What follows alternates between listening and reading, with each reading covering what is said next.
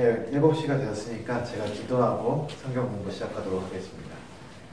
하나님 아버지 감사합니다. 주님께서 우리에게 또 한 주를 보내게 하시고 또 한여름이지만 비교적 시원하게 이번 한 주를 잘 보낼 수 있도록 도와주시니 감사합니다. 아버지, 우리가 또 한 주를 마치고 피곤한 육신을 이끌고 여기까지 왔는데 우리가 이 시간 집중하고 주님 앞에 예배드리고 찬양하고 또 성경 공부하고 말씀 듣는데 방해가 되지 않도록 주님께서 지켜주시고 우리에게 힘 주시옵소서. 아버지, 우리가 이 시간 주님께 주시는 그 은혜로 우리가 말씀을 잘 공부하고 배워서 우리가 앞으로 신앙생활하며 나아가는데 말씀 묵상하며 나아가는데 도움이 되게 하여 주옵소서. 감사드리며 예수님 이름으로 기도합니다. 아멘. 네, 오늘부터는 이제 잠언 조금 살펴보도록 하겠습니다. 제가 핸드아웃 만들었는데 하나씩 다 가지고 계시죠? 예, 잠언은 이제 주로 솔로몬 왕이 있었고요. 또 솔로몬 외에도 한 두세 명 정도 나옵니다. 뭐 이름은 나오지 않지만 현인이 쓴 잠언이라고 2번 나오고요. 현인 외에 아굴이라는 사람이 쓴 잠언도 있고 또 르무엘 왕이 쓴 것도 있는데 이게 르무엘 왕이 썼지만 왕이 쓴 게 뭐냐면 결국에 어머니께서 이렇게 주신 잠언을 그냥 이렇게 쓴 형태로 썼습니다. 그래서 솔로몬 왕이 주 저자이고요. 그리고 이제 그 외에 아굴, 르무엘 왕의 어머니, 또 현인 이렇게 있습니다. 그런데 이 저자라고 하면 이 원본을 썼다는 얘기인데 실제 우리가 가지고 있는 잠언 자체는 이거를 컴파일레이션한 파이널 버전으로 우리가 볼 수가 있습니다. 그래서 나중에 그 25장 같은 데 가보시면 그 솔로몬 왕이 쓴 잠언이지만 히스기야 왕이 그 당시에 그 신하들을 시켜가지고 솔로몬 왕이 했던 그 잠언들을 모아라 해서 집필한 것이 이렇게 에디팅한 것이 이 잠언 25장부터 29장 이렇게 볼 수가 있는데 그런 식으로 이렇게 좀 오랜 시간에 걸쳐서 마치 우리가 지난번에 시편에서 보는 것 같이 이렇게 한 번에 다 쓰여진 게 아니라 이렇게 잠언이 쓰여진 것들을 시간을 통해서 이렇게 콜렉트 해가지고 우리한테 오늘날 잠언으로 총 31장으로 주어진 것입니다. 그래서 그게 이제 잠언이고요. 잠언의 목적은 잠언을 시작하자마자 바로 나옵니다. 잠언 1장 1절부터 6절 한번 볼게요.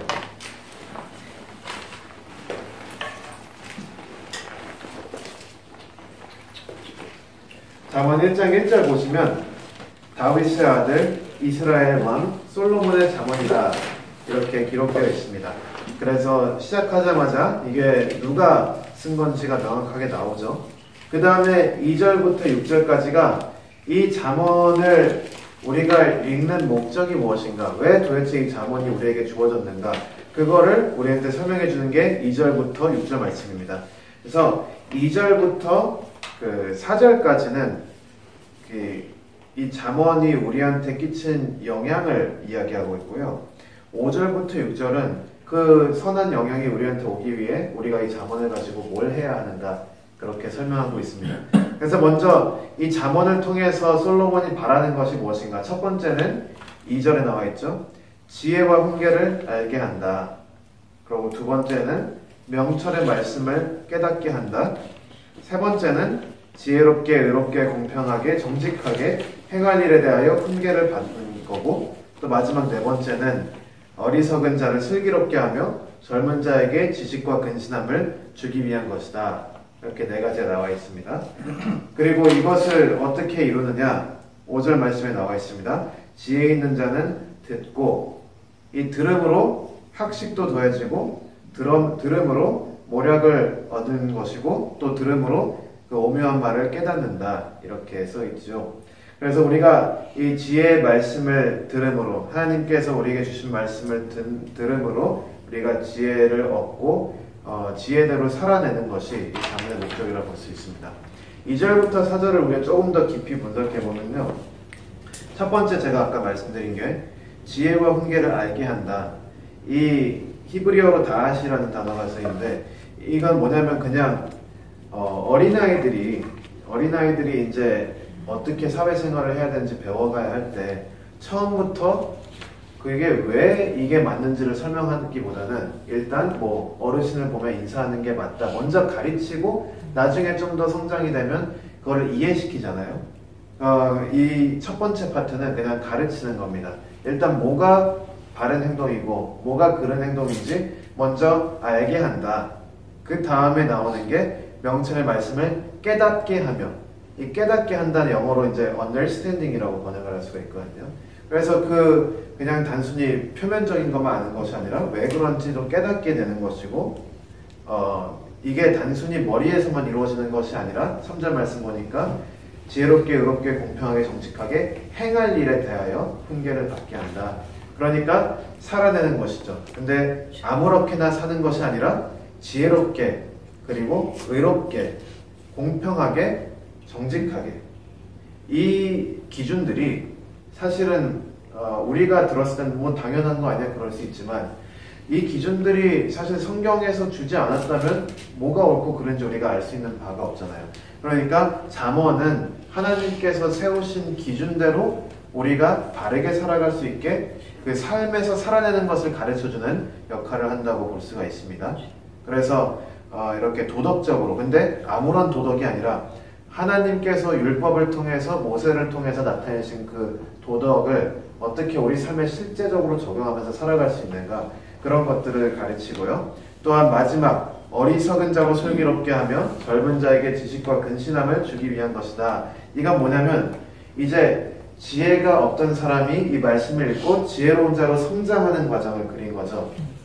그래서 처음에는 지혜를 그냥 알고, 그 다음에 지혜를 이해하고, 그 다음에 그 이해된 지혜를 삶으로 살아내고, 그 다음에 그 삶으로 살아내는 과정 가운데서 성장한다. 이렇게 우리가 네 파트로 좀 볼 수가 있습니다. 그리고 이것을 이해하기 위해서 우리가 독자로서 해야 되는 게 뭐냐면 우리가 말씀에 귀를 열고 들어야 하는 것이죠. 우리가 이 지혜의 말씀에 귀를 열고 들으면 학식이 더해지고 모략을 얻을 것이고 오묘한 말을 깨닫는다. 이렇게 써 있습니다. 그래서 이 솔로몬이 쓴 잠언, 그리고 이게 최종 편집된 이 잠언 총 31장이 우리에게 올 때 이런 목적으로 온다 이미 하나님께서 말씀하셨기 때문에 좀 쉽죠. 우리가 잠언 말씀 읽을 때 어떤 목적을 눈에 두고 읽어야 하는가, 여기 지금 나온 그것을 우리가 시야에 두고 잠언 말씀을 읽고 묵상하고 이렇게 우리 것으로 만드는 것이 맞습니다. 그래서 이렇게 성경 말씀 중에는 이렇게 읽다 보면 한 번씩 이 말씀이 왜 우리한테 좋는가 그거를 설명해 주는 경우가 있거든요. 그게 진짜 중요해요. 그래서 그거를 잘 아셔야 우리가 잠언을 읽을 때 잠언을 옳게 읽고 또 바르게 인용하고 우리한테 삶에 적용해서 우리가 이 말씀의 능력을 가장 풍성하게 누릴 수가 있는 것입니다. 그래서 이 네 가지 목적이 있고 또 목적을 달성하는 방식이 듣는 것이다. 이렇게 얘기를 했고요.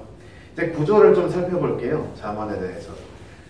잠언의 구조는 어렵지 않아요. 그냥 잠언을 읽으면 성경책에 그 부제가 적혀 있어요. 그냥 읽다 보면 시편에 부제 있듯이 잠언도 부제가 적혀 있는데, 부제가 어디서 나오냐면 이게 성경마다 살짝 다를 수 있는데 대부분 처음 시작할 때 솔로몬의 잠언이라고 하고 1장 1절 시작하죠. 제일 위에 솔로몬의 잠언. 그게 9장 끝까지 갑니다. 그리고 10장 시작할 때 다시 한번 솔로몬의 잠언이라고 얘기하고 또 10장부터 시작해서 22장까지 가죠. 그 다음에 22장에 현인의 말이라고 뭐 현자나 아니면 Words of the Wise 영어로 쓰면 그런 타이틀이 두 번 나옵니다. 22장에 22장부터 24장에. 그리고 나서 25장 시작할 때 솔로몬의 잠언인데 그냥 솔로몬의 잠언이 아니라 히스기야가 신하들을 시켜서 편집한 솔로몬의 잠언이다 라고 25장부터 29장까지 써있고요. 30장은 이제 아골이라는 사람이 누군지 잘 몰라. 이 아골이라는 사람이.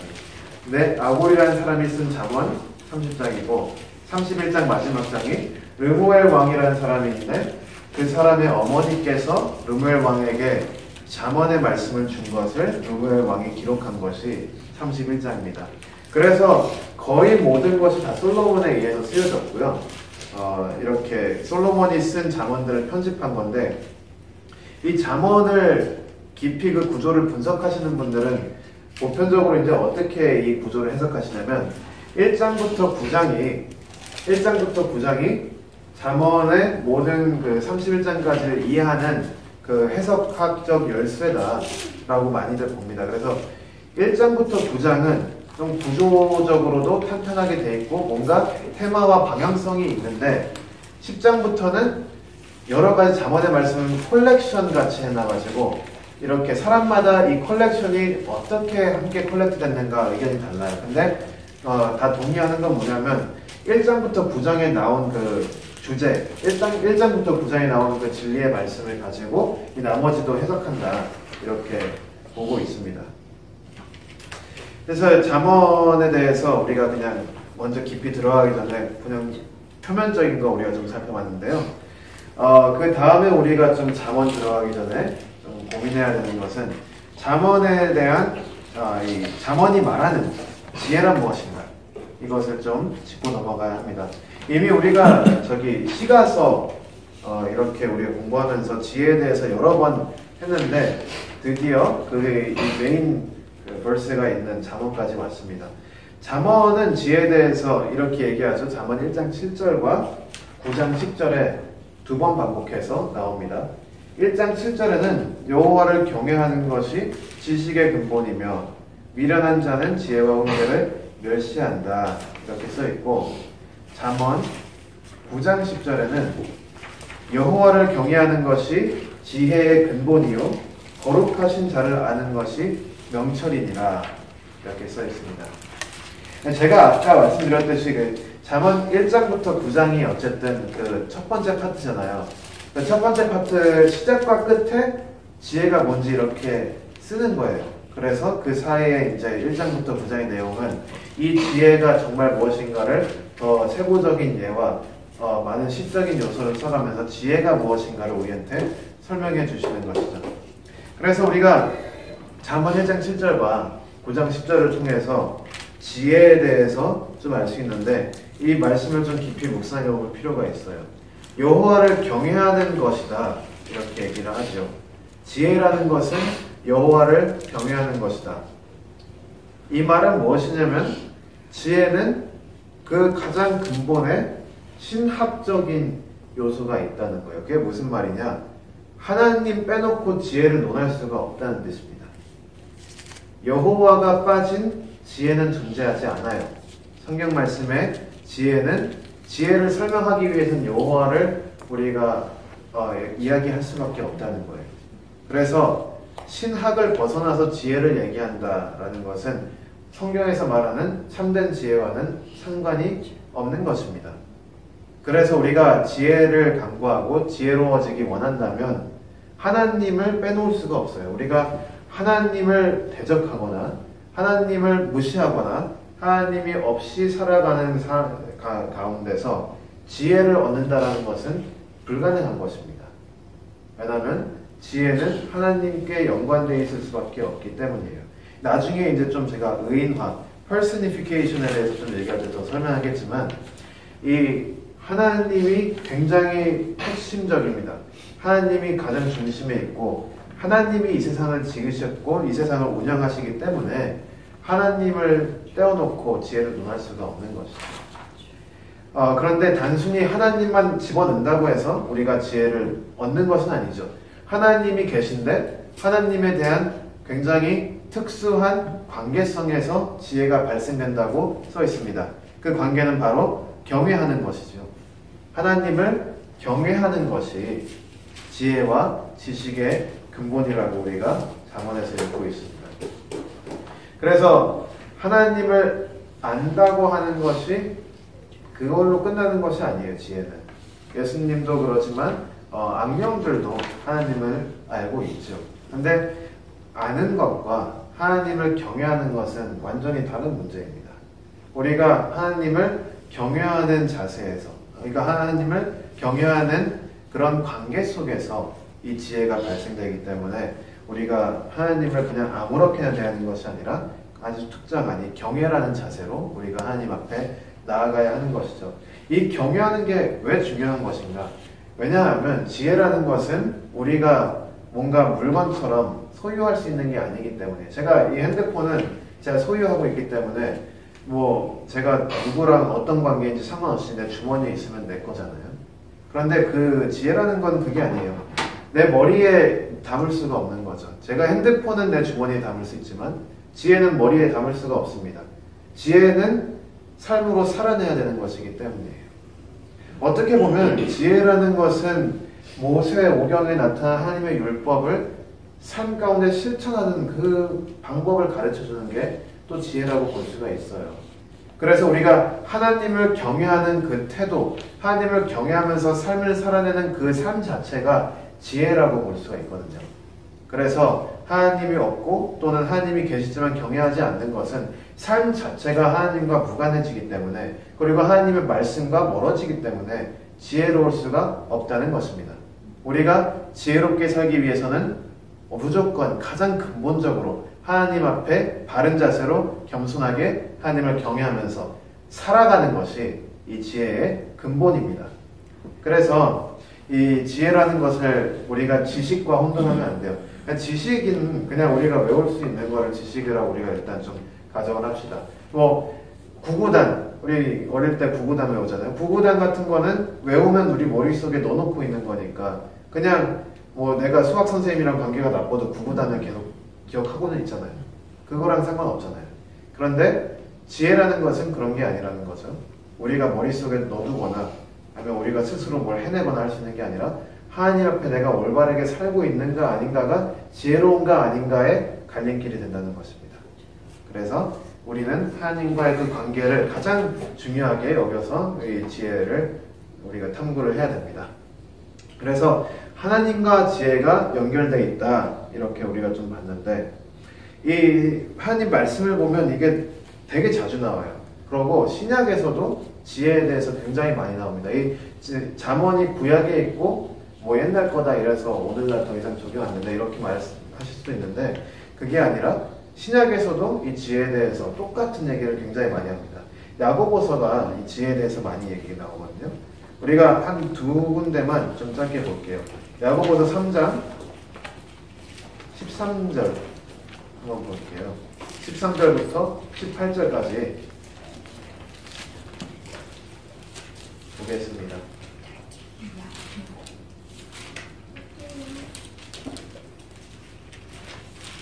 James chapter 3 verses 13 to 8. 이게 성경책 이름들이 영어랑 한국말은 다 비슷한데 야고보만 좀 달라요. 근데 한국말이 훨씬 더 원어에 가깝습니다. 헬라어로 이아코보스라는 단어를 쓰는데 이아코보스를 영어에서 제임스라고 번역을 한 거예요. 야고보서 3장 13절부터 18절 말씀 제가 한번 읽도록 하겠습니다. 너희 중에 지혜와 총명이 있는 자가 누구뇨? 그는 선행으로 말미암아 지혜의 온유함으로 그 행함을 보일지니라. 그러나 너희 마음속에 독한 시기와 다툼이 있으면 자랑하지 말라. 진리를 거스려 거짓하지 말라. 이러한 지혜는 위로부터 내려온 것이 아니요 세상적이요 정욕적이요 마귀적이니 시기와 다툼이 있는 곳에는 요란과 모든 악한 일이 있음이니라. 오직 위로부터 난 지혜는 첫째 성결하고 다음에 화평하고 관용하고 양순하며 긍휼과 선한 열매가 가득하고 편벽과 거짓이 없나니 화평케 하는 자들은 화평으로 심어 의의 열매를 거두느니라. 아멘. 우리가 지금 나눈 얘기 굉장히 많은 게 다 담겨져 있어요. 먼저 이 지혜와 행함이 떨어질 수 없다 이야기를 하잖아요. 지혜와 총명이 있는 자가 누구냐? 만약에 있다면 그 사람은 선행으로 말미암아 지혜의 온유함으로 그 행함을 보일지니라. 그리고 지혜가 위로부터 내려오는 것이 있는데 이 세상적인 지혜도 있다고 그래요. 근데 이거는 참된 지혜가 아니라는 거죠. 왜냐하면 참된 지혜는 하나님과 바른 관계에서만 나타나기 때문에 그런 거예요. 세상도 지혜로워 보일 수가 있습니다. 근데 지혜로워 보이는 것과 실제 지혜로운 것과는 완전히 다르죠. 세상의 지혜로워 보일 수 있는 사람들이 많지만 참된 지혜는 위로부터, 하나님으로부터 오는 지혜, 그러니까 하나님을 경외함으로 그 바른 관계 속에서 순종하면서 말씀대로 살아가는 그 삶, 그것이 하늘로부터 위로부터 내려오는 지혜, 행함으로 나타나는 지혜, 참된 지혜라는 것을 볼 수 있습니다. 그리고 이 결론을 참 재밌게 하는데요. 18절 보니까 화평케 하는 자들, 피스메이커스, 자들은 화평으로 심어 의의 열매를 거두느니라. 지혜와 화평케 하는 것이 하나로 연결되어 있다고 지금 야고보는 이야기하고 있죠. 그리고 의의 열매가 그 화평케 함으로부터 이제 나온다. 그러니까 지혜와 평화와 의의 열매와 이런 게 다 연결되어 있는 거예요. 우리가 지혜를 단순히 소유할 수 있는 것, 아니면 오래된 책을 읽어서 얻을 수 있는 것, 그런 것으로 단순히 이렇게 리듀스해가지고 볼 수가 없는 것입니다. 또 다른 말로 얘기를 하면 하나님을 경외하는 삶은 지혜로운 건데 하나님을 경외하지 않고 자기 마음대로 또는 세상의 법칙대로 살아가는 것은 지혜롭지 못하다. 다른 말로 하면 미련하다라는 것을 볼 수 있죠. 한 절만 더 볼게요. 야고보서 4장 1절부터 10절에도 이 지혜에 대해서 나오는데 특히 이제 이 지혜 앞에서 우리가 어떻게 해야 되는가 이것을 좀 봐야 됩니다. 야고보서 4장 야고보서 4장 1절부터 10절.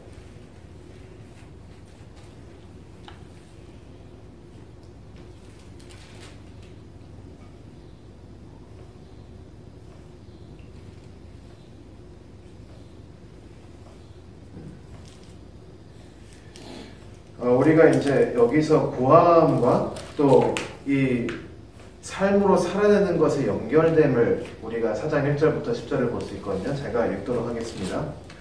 너희 중에 싸움이 어디로, 다툼이 어디로 쫓아나느뇨? 너희 지체 중에서 싸우는 정욕으로 쫓아난 것이 아니냐? 너희가 욕심을 내어도 얻지 못하고 살인하여 시기하여도 능히 취하지 못하니 너희가 다투고 싸우는도다. 너희가 얻지 못하면 구하지 아니하며 구하여도 받지 못하면 정욕으로 쓰려고 잘못 구함이니라.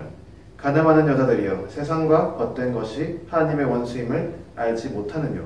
그런즉 누구든지 세상과 벗이 되고자 하는 자는 스스로 하나님과 원수되게 하는 것이니라. 너희가 하나님이 우리 속에 거하게 하신 성령이 시기하기까지 사모한다 하신 말씀을 헛된 줄로 생각하느뇨. 그러나 더욱 큰 은혜를 주시나니 그러므로 일렀으되 하나님이 교만한 자를 물리치시고 겸손한 자에게 은혜를 주신다 하였느니라. 그런즉 너희는 하나님께 순복할지어다 마귀를 대적하라. 그리하면 너희를 피하리라. 하나님을 가까이 하라. 그리하면 너희를 가까이 하시리라. 죄인들아 손을 깨끗이 하라. 두 마음을 품는 자들아 마음을 성결케 하라. 슬퍼하며 애통하며 울지어다.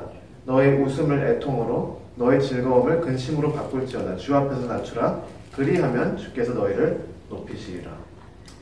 하나님 앞에 어떤 관계로 살아갈 것인가? 우리 삶을 세상의 방식대로, 세상의 지혜대로 살 것인가? 아니면 위로부터 내려오는 그 지혜의 말씀대로 살 것인가?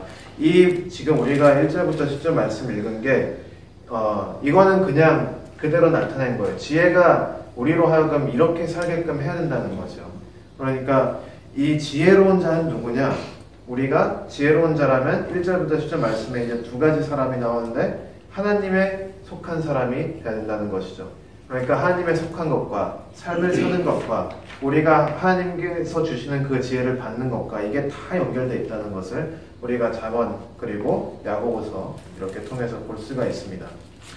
이 지혜서를 가만히 보다 보면요, 단순히 신약적 요소만 그렇게 적용하고 삶에, 그러니까 어떻게 하면 내가 이 삶의 위기를 모면할까 그런 것만 있는 게 아니라 실제로 모세의 가르침을, 모세의 율법, 그러니까 하나님께서 모세를 통해 주신 그 언약 말씀에 기반되어 있는 것을 우리가 자주 볼 수 있습니다.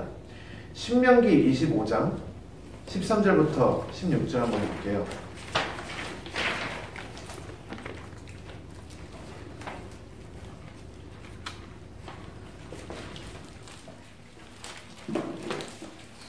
신명기에는 특 25장 같은 경우는 언약 백성이 해야 할 것이 있고 하지 말아야 할 것이 있는데 그것인데 다시 한번 모세가 이렇게 이야기를 해주는 것입니다.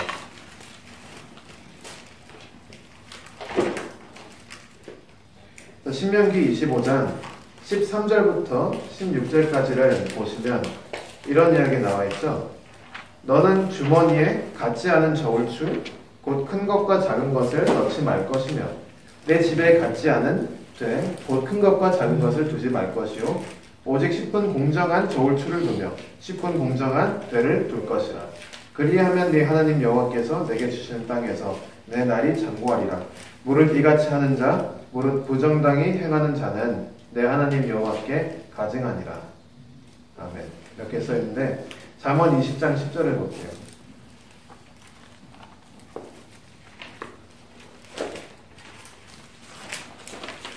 율법을 근거로 해서 우리가 하나님 앞에 바르게 살아가는 것이 무엇인가? 지혜의 말씀으로 해석을 하면 잠언 20장 10절에 이렇게 쓰여있어. 한결같지 않은 저울추와 말은 다 여호와께서 미워하시느니라. 그러니까 잠언과 율법이 떨어져 있는 게 아니에요. 율법 말씀과 잠언이 동일한 하나님의 진리를 말하고 있고 단순히 이게 구약에서만 끝나는 것이 아니라 신약의 야고보서에서 우리가 특히 볼 수 있듯이 지금날 오늘날 우리에게까지도 많은 적용이 될 수가 있습니다. 하나만 더 보면 잠언 22장 18절 보시면 22장 28절 보시면 이렇게 한마디로 써있죠. 내 선조에 세운 옛 지계석을 옮기지 말지니라. 그러니까 땅 투기 사기를 하지 말라는 거죠. 근데 신명기 19장 14절 보시면 똑같은 말이 써 있습니다. 내 하나님 여호와께서 내게 주어 얻게 하시는 땅 곧 네 기업된 소유의 땅에서 선인의 정한 내 이웃의 경계포를 이동하지 말지니라. 하나님께서 언약 백성들에게 언약의 그 말씀 내용 가운데 주신 명령이에요. 너희가 내 백성이면 너희는 이렇게 살지어다. 이렇게 주신 내용인데 그것을 기반으로 잠언도 나오고 있는 것입니다.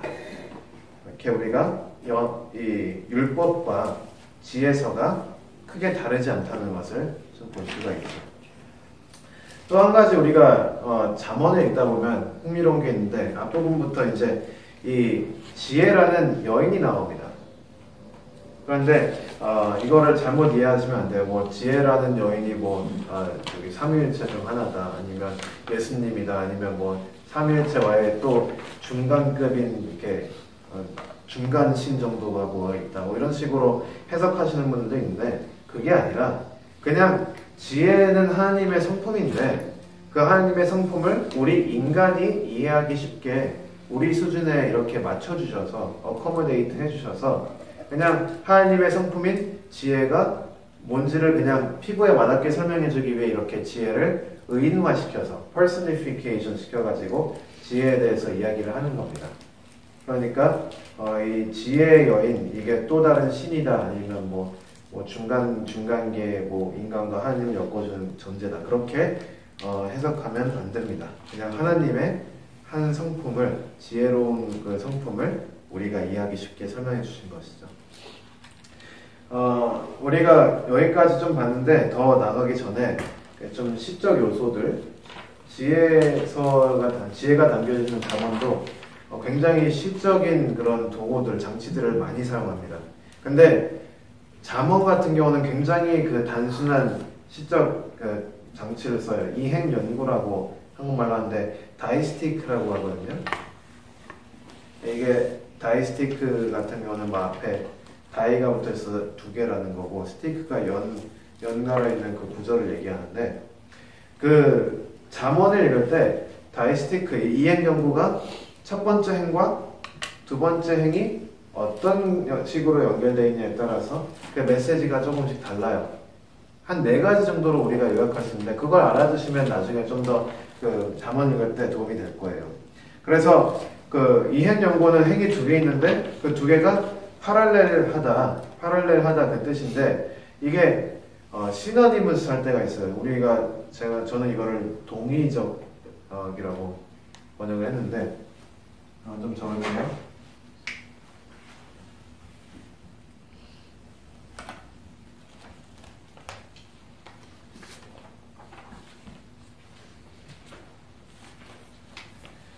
이게 뭐냐면 이제 첫 번째 줄과 두 번째 줄이 같은 말을 다른 식으로 얘기하는 거예요. 같은 내용을 다른 말로.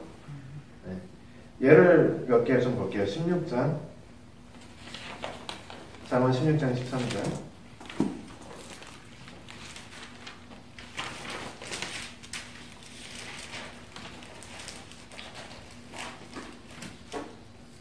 잠언 16장 13절 보면 첫 번째 행위 의로운 입술은 왕들의 기뻐하는 것이요. 그리고 두 번째에는 정직히 말하는 자는 그들의 사랑을 입느니라. 왕들이 기뻐하는 것과 왕들의 사랑을 얻는 것. 그리고 이게 왜 그렇게 되면 입술이 의로운 사람 또는 정직히 말하는 자. 그러니까 같은 내용을 시적으로 다르게 표현을 해서 조금 더 풍성한 의미를 우리한테 전해주는 거죠. 얘기를 하는 것보다 정직히 말한다는 것을 의로운 입술이다 이렇게 표현을 함으로 우리가 좀 더 마음에 와닿게 그리고 그림적으로 이해할 수 있게 이렇게 돕는 거고요. 조금 더 내려가면 16절 같은 경우는 지혜를 얻는 것이 금을 얻는 것보다 얼마나 나은고 명철을 얻는 것이 은을 얻는 것보다 더욱 나으니라. 그러니까 지혜와 명철 이것이 금과 은보다 훨씬 더 낫다. 이 얘기를 이런 식으로 얘기를 하는 거죠. 또 이런 평행법을 써서 특히 동의 시노니머스 다이스티크를 써서 이렇게 얘기하면 암기할 때도 좋아요. 이게 금과 은, 지혜와 명철 이렇게 딱 이해하니까 그 지혜와 명철의 그 비슷한 면도 이렇게 강조가 되면서 외우기에 편하게 이렇게 좀 해놨습니다. 좀 더 내려가면 18절 같은 경우도 비슷한 얘기 있죠. 교만은 패망의 선봉이요 거만한 마음은 넘어짐의 앞잡이니라. 교만과 거만한 마음이 패망과 넘어짐의 선봉이고 앞잡이다 이렇게 볼 수가 있죠. 그래서 이런 식으로 같은 내용을 다른 식으로 두 번 얘기하는 걸 우리가 이 동의적 이행 연구 아니면 시노니머스 다이스티크라고 할 수 있어요. 참고로 이 다이가 투라는 건데 나중에 뭐 여기 테트라 스티크, 헥사 스티크, 오타 스티크 이렇게 뭐 4행, 8행, 16행 이런 것도 있거든요. 나중에 시간 되면 좀 예를 들어 보여드릴게요. 그 시노니머스가 또 있다면 시노니머스의 반대 안티테리칼 있죠.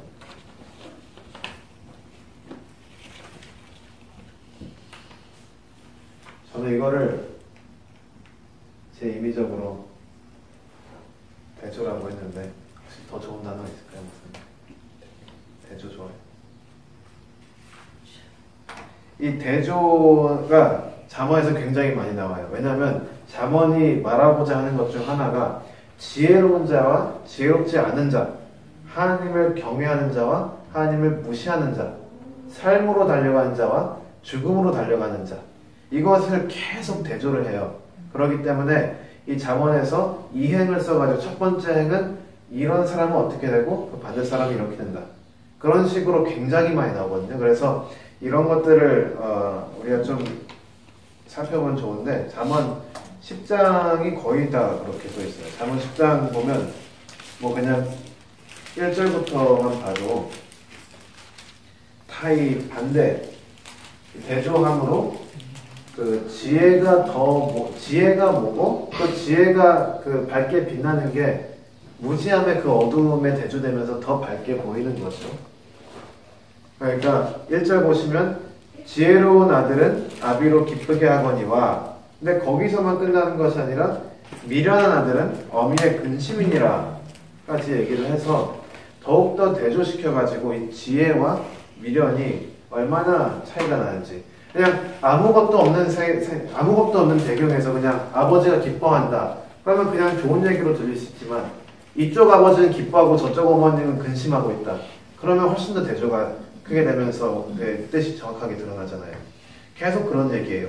불의의 재물은 무익하여도 의리는 죽음에서 건지느니라. 이렇게 나오고 있고 쭉 내려가다 저기 9절 같은 경우는 이제 되게 흔하게 나오는 내용이죠. 바른 길로 행하는 자는 걸음이 평안하려니와 굽은 길로 행하는 자는 드러나리라. 여기서 바른 길과 굽은 길은 이미 이 전의 문맥에서 우리가 뭔지 알죠.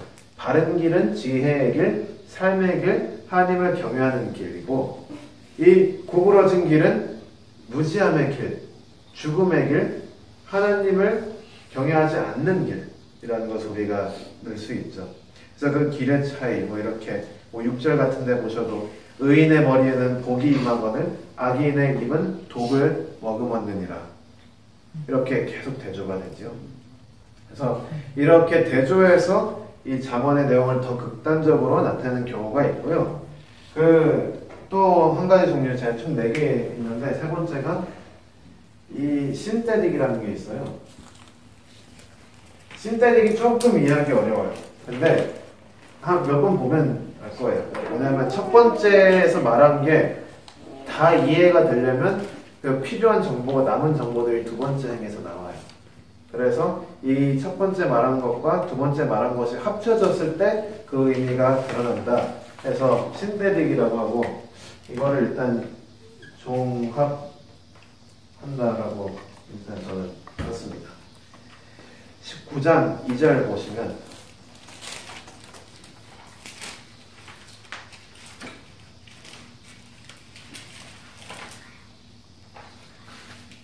지식 없는 소원은 선치 못하고 발이 급한 사람은 그릇하느니라. 이게 선뜻 보면 이 시노니머스, 동의적 이해인 것 같아요. 근데 자세히 보면 이게 동의는 아닙니다. 지식이 없는 소원과 발이 급한 사람. 근데 이게 전혀 연결이 없는 것도 아니죠.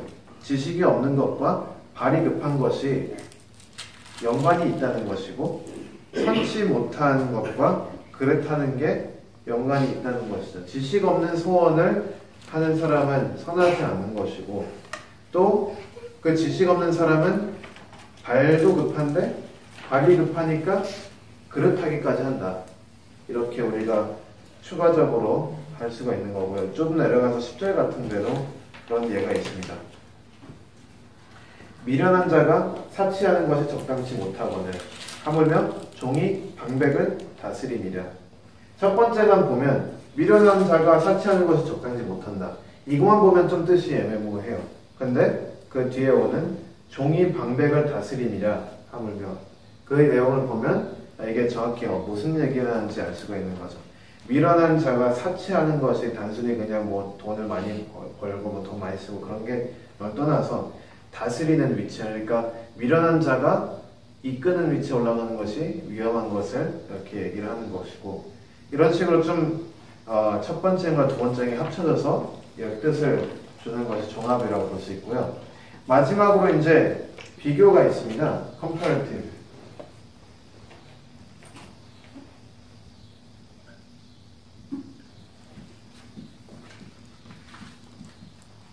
이게 대조랑 조금 비슷한데 대조는 반대를 얘기한다면 비교는 꼭 반대까지는 아니에요. 그래서 우리가 대조라고는 할 수 없지만 여전히 비교가 되는 거기 때문에 그렇게 볼 수 있습니다. 시편 26편이 계속 대조로 써 있어요. 비교로.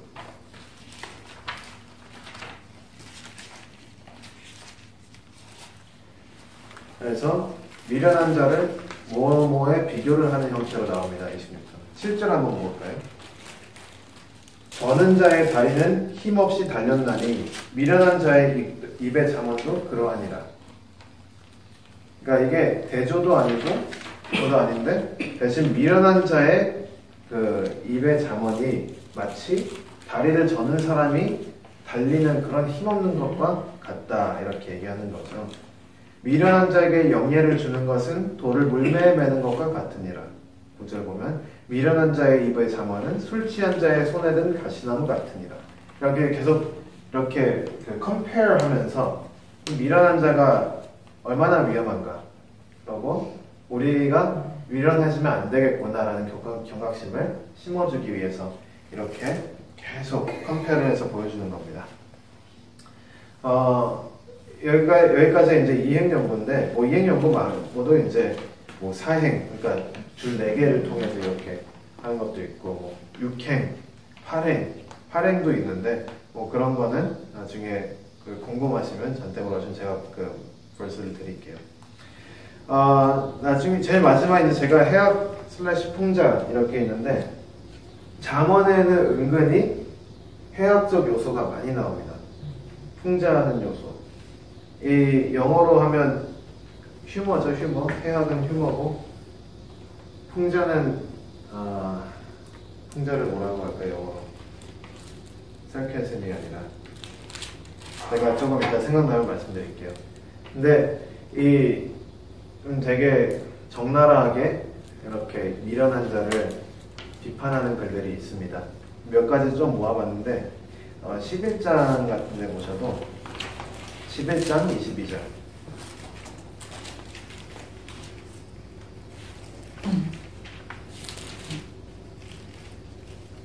아름다운 여인이 삼가지 아니하는 것은 마치 돼지코의 금고리 같으니라. 이게 우리가 하나님 말씀으로 읽어서 그냥 경건한 마음으로 받아들이기 때문에 이 해학적 요소가 잘 드러나진 않는데, 근데 이 말을 그냥 놓고 분석해보면 굉장히 비판하는 거잖아요. 그러니까 이렇게 자기 내면적인 아름다움과 지혜를 키우려는 게 아니라 겉으로 이렇게 치장하는 데만 치우쳐가지고 이렇게 지혜를 놓치는 그런 사람들을 보고 마치 돼지코의 금고리 같다라고 이렇게 솔로몬이 비판을 하는 것입니다. 그러면 또 17장 12절을 볼까요?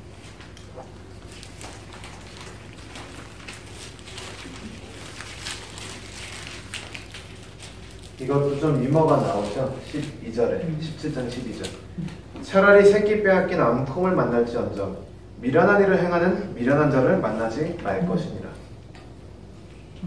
그러니까 새끼 빼앗긴 암컷을 만나면 죽겠죠. 근데 그것보다 더 안 좋은 게 미련한 자를 만나는 것입니다. 미련한 일을 행하는 미련한 자. 이런 몇 개 더 있어요. 26장 17절 한번 볼까요?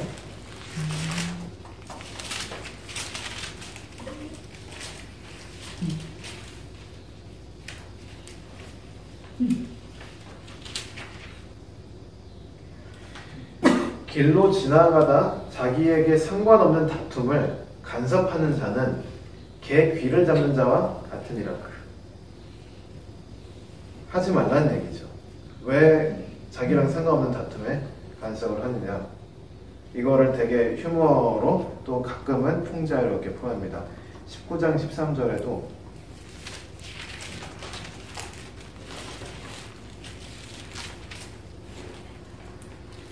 되게 좀 이렇게 가만히 읽어보면 좀 많이 풍자하는 거죠. 19장 13절 같은 경우는 미련한 아들은 그 아비의 재앙이요 다투는 아내는 이어 떨어지는 물방울이니라. 그러니까 미련한 아들과 다투는 아내, 그게 얼마나 솔로몬한테 힘들었겠으면. 근데 솔로몬도 미련한 아들이 있었고 그 많은 아내 중에 다투는 아내가 있었겠죠. 경험에서 나오는 이야기로도 우리가 볼 수가 있고요. 프로버브스 잠언 21장 5절도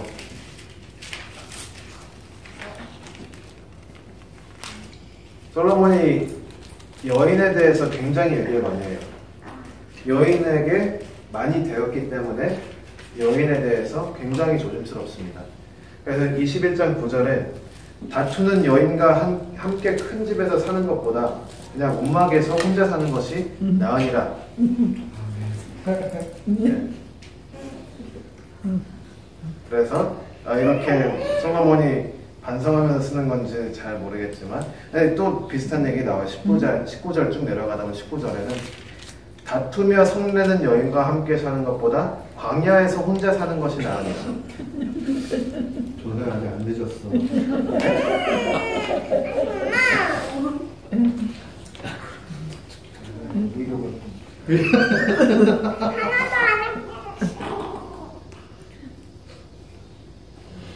그리고 이제 뭐 하나만 더 할게요. 잠언 25장 15절 같은 데 보면 거기서는 이제 환난 날에 진실치 못한 자를 의뢰하는 의뢰는 부러진 이와 위골된 발 같으니라.